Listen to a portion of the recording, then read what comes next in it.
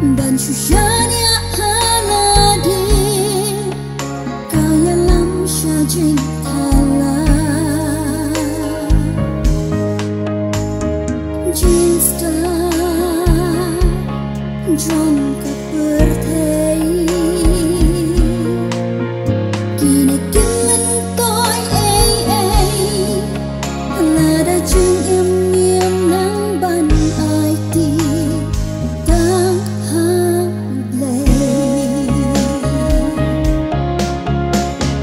trai kai bangan ya ti jom ni bangan la ban pen so ba tang ya mi ai bor yang atrai nanong jong mi da shisha la da long ka mon jong mi trai pen dan kam yang buram bat spa perthei kini kimen toi ai lada chim im klem on blei shen kin saja no jing so bha perthei baro tang jisu gulong bako dorta hajin im bangat layo trai hikai bangan ya ti jong mi bangan la ban pen so ba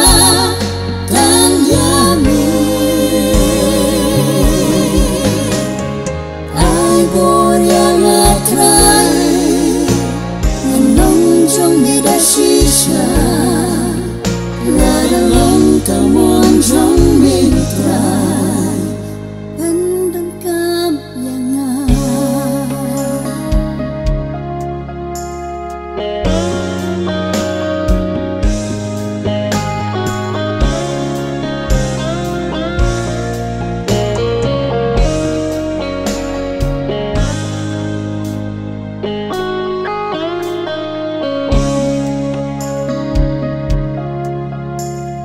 atrai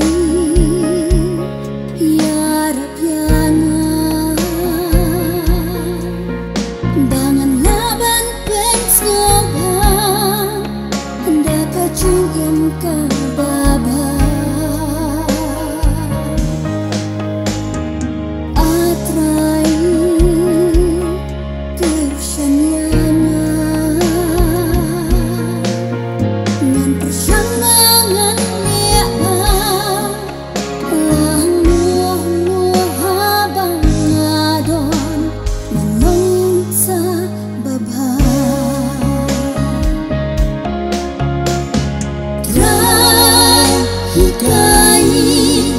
bangan ya ti jong mi bangan la ban pen so ba tang ya mi ai bor yang atrai nanong jong mi da shisha la da long ka mon jong